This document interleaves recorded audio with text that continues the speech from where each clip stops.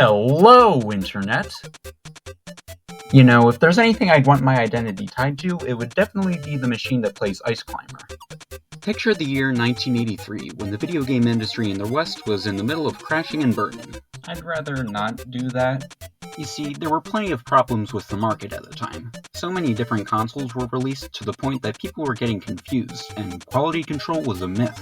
But this wasn't really affecting things overseas. After finally making a successful series of arcade games, Nintendo ended up releasing the Family Computer, or Famicom for short. And people actually liked it. The system had not only major arcade hits from around the time in fairly comparable quality, but also similarly enjoyable titles such as Nuts and Milk. Oh wait, our shopping list got mixed up with this. However, bringing this success over to the States would prove more than difficult, since other consoles left a bad taste in the mouths of consumers.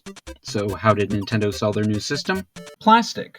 Yeah, so when the Nintendo Entertainment System first launched, it was marketed more as a high-tech toy than a video game console, with the tagline of the system being, "Now you're playing with power." The original deluxe set was test-launched with the system, 2 controllers, a Zapper light gun, Rob the Robot, and a funny little pair of games to match those accessories, Gyromite and Duck Hunt.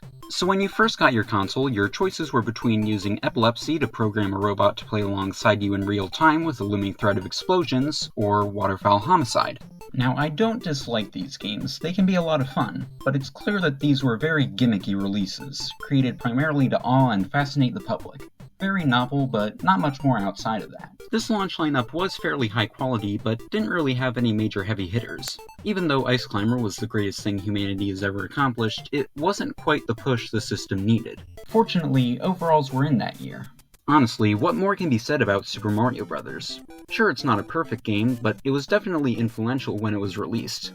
The long-scrolling levels and athletic abilities of Mario were something people hadn't really seen before. Before this, a good amount of video game levels only took up a single screen with a little bit of scrolling, maybe. But Mario levels just keep on going, and there's tons of little nooks and crannies to discover, encouraging a bit of exploration. And you can traverse these levels in plenty of different ways with Mario's expansion on the laws of physics. You can dash through with reckless abandon, or inch through cautiously. Make sure you do that last one frequently. If you make it all the way to the end of the game, you can see the very first incarnation of Princess Peach, who rewards you with the hard mode, ha ha ha, no thanks. This game is tough enough already, I'd rather not worry about a harder version. But hey, it was innovative, as were a lot of Nintendo's games from around this time. Not too far after Super Mario Bros., we got The Legend of Zelda, a game unlike any other available on consoles at the time. Playing as Link, you had a massive open area with the freedom to go anywhere and do anything, accompanied with some excellent dramatic music for the time. Maybe a little too much freedom. Where am I supposed to go? What do I need to grab? What does this mean? Oh, there he goes.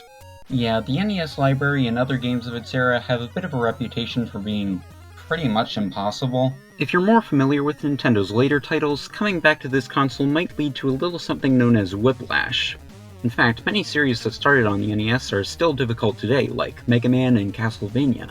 Whether the games are genuinely well-designed challenges or the most vile digital garbage you've ever seen, you're not going to get to the end of most of these without some help. Fortunately, there's plenty of that to go around. While things like instruction manuals, video game magazines, and cheat codes certainly existed before the NES, they certainly gained notoriety around this point. Everyone remembers the Game Genie, Nintendo Power, and many others. These were the perfect solution to many of the NES library's less desirable traits. If you weren't sure what to do, pen and paper had your back, and cheating makes everything better. I am legally required to say that was a joke. Similarly, the NES was the way many people were first exposed to the RPG, a genre initially locked to more multi-purpose computers. As a matter of fact, many of the biggest franchises got their start here, like Dragon Quest and Final Fantasy. Of course, they aren't as polished as the ones in the Super Nintendo era, but if you don't mind grinding away at monsters and occasionally checking your strategy guide, they can still offer a good time. As the years went by, though, NES games began to shift more and more away from their arcade roots, being more focused on exploring vast worlds than racking up points. All of this eventually culminated in the system's magnum opus, McKids. At a close second, we have Super Mario Bros. 3, and the impact this game had cannot be overstated.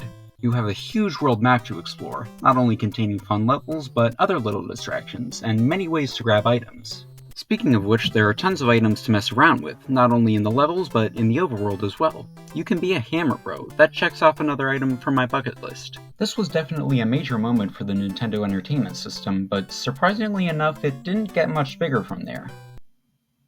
You know, I never really trusted the color purple.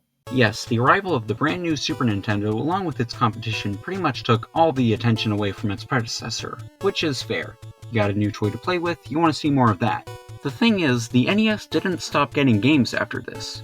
We continued to see fairly high quality games that took advantage of the hardware, like Star Tropics, Mr. Gimmick, Little Samson, all of which are highly underrated. This certainly isn't a perfect console. It had many limitations, not every entry in the library is a winner. That being said, people fondly remember it for a reason. It took video games from the bargain bin to a cultural phenomenon. They held major championship events for the best players in the world, and had enough marketing power to make an entire Hollywood film around it. Consumers used to be confused with the flood of random game consoles, but while the NES had competition, did it though?